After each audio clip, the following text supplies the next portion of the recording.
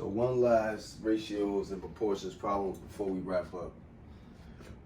If you're given a problem like this is also essentially a unit rate problem. We find that unit rate or that constant rate or that rate by simply using k is equal to y over x.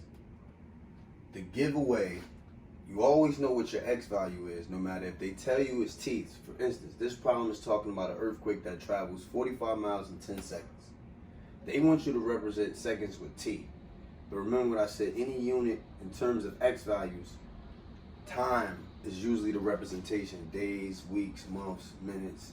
So always the x value. And anything else, whatever the other factor is, it could be distance, whatever. They chose to represent distance with d instead of using the variable y. Cool. As long as we know as long as we know what the information is implying, then we can solve the problem.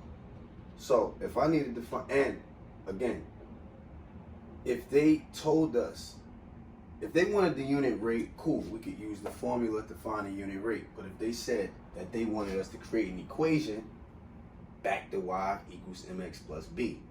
Remember, we only have to find the m and the b, the slope and the y-intercept. In this case, there is no starting amount. At 0 seconds, you don't go anywhere. So there's no b here. But we can still find m or k, which is the same thing. And once we find that, being that b is 0, we don't write it at all.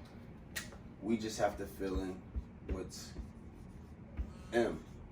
And remember, they're not using y and x, they're using t and d. So it would be d would be the y values equal to whatever we find times the amount of seconds, but they want t. So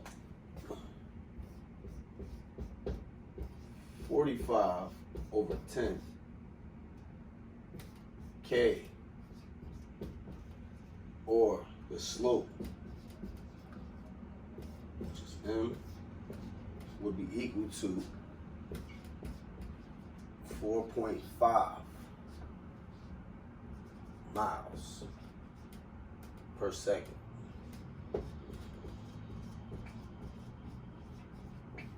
So unit rate means 1.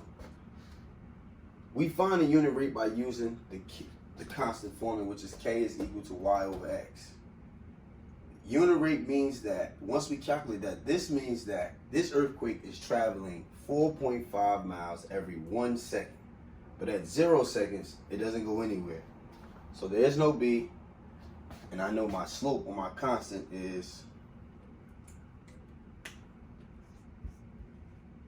4.5. And now I have the equation that they want, but it still comes from y equals mx plus b. So, for the last time, enjoy spring break. If I made any mistakes, let me know, because I'm going to this won't be edited, just be uploaded. But I think we're straight. The last look at everything.